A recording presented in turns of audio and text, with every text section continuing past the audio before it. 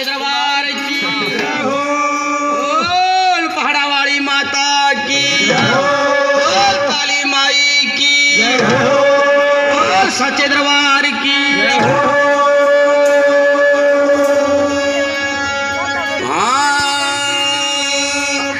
जाग मेरी जागण जोगी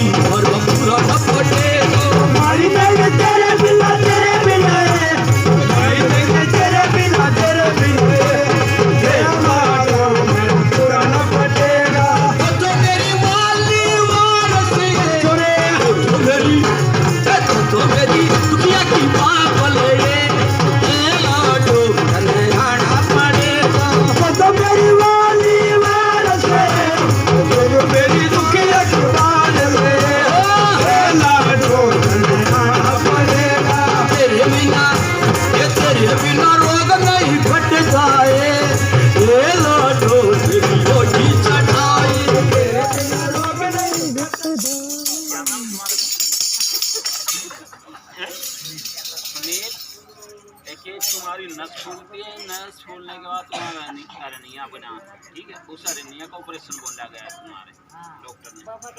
आगे ये बात है बाबू, ये है जैसे खांसता है जिनको बात को फूल जाता है तुम्हारा, ये बात है। और ज़्यादा खड़ा रहने से आपका खिंचाव बनता है, दर्द रहने लगता है, ज़्यादा देर खड़ा रहने से चलने,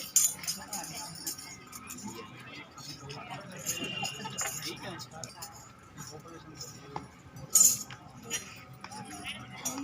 टाइम कितने बजे? 4 बजे।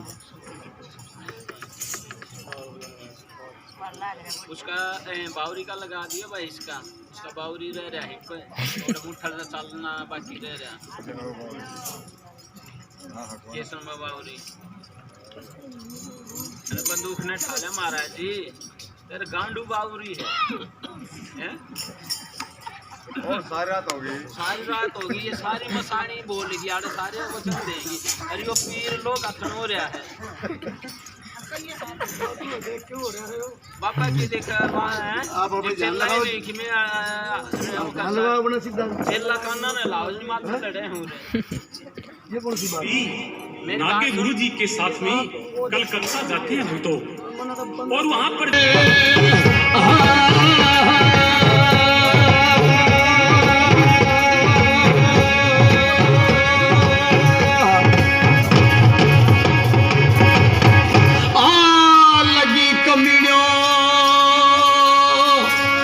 मेरे बोरी के सरमल तेरी दोस्ती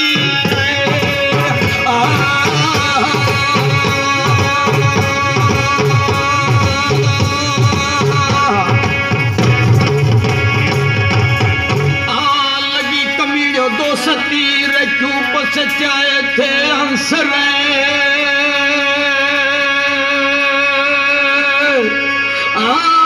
सुइयो मासी हज भरा पर लिया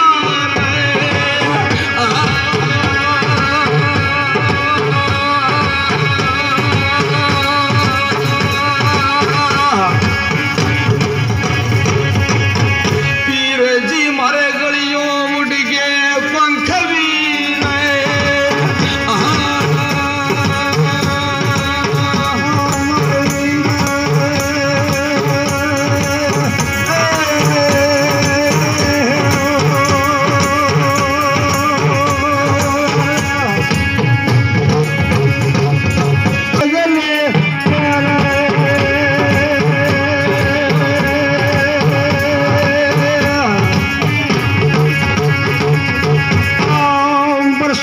लगे थे मेघले रुआ तो वर्ण लगे थे ताल अरे बोलण लगी सारे सा